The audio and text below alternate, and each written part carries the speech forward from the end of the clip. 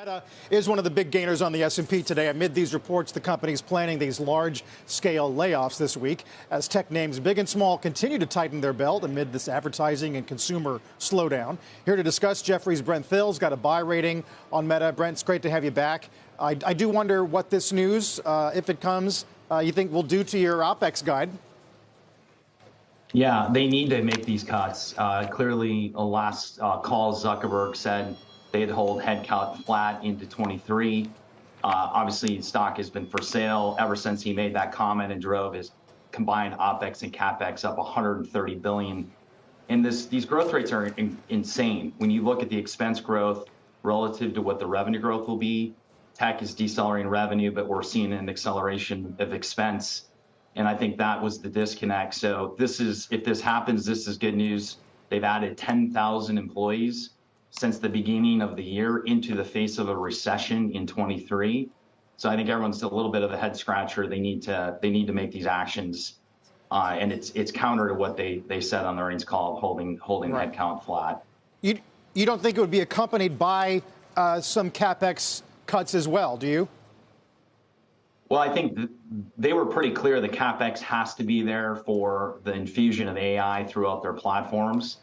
So I think CAPEX feels like they want to spend. They always give a conservative guide and tend to beat it when they go through the year. But I think they're pretty clear that they need to spend this for the next generation of the platform to fight TikTok, to build the next on-ramp for advertisers.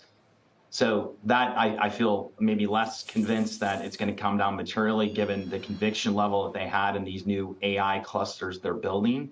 But from an OPEX perspective, yeah, I mean, there's no reason to continue to ramp the headcount and in some of the discretionary expenses. They can cut that pretty materially. And again, the news today, again, if true, is a positive step. Again, just only a couple weeks after they just gave a guide that they keep headcount flat.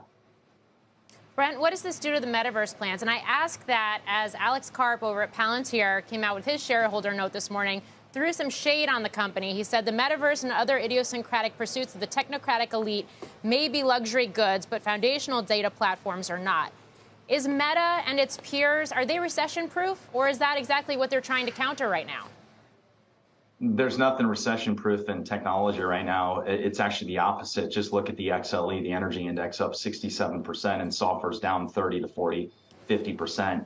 So no one's immune. The metaverse is on hold. It should be on hold.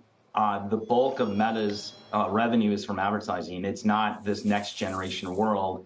And I think even when you do interviews of kids that use the headset, they'll tell you they want to keep it on for 5 to 10 minutes and then they want to rip it off and then they don't touch it again. So I think we got to solve this issue of, hey, it's a novelty.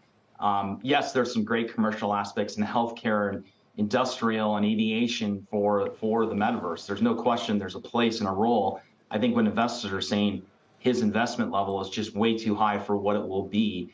So there's elements we like, but I think, again, to push the throttle to 11 into a recession, into something that is not proven is exactly why no one wants to be in Meta right now in the short term. They've got to go back to the core of the advertising business, and this is a phenomenal business that they need to double down. It reminds me of Microsoft back in the day. They got two all over the place, buying Nokia and doing all these other crazy things. They need to go back to the core. And that's what Microsoft did, and they turned it around. Meta can turn it. Shepard Smith here. Thanks for watching CNBC on YouTube.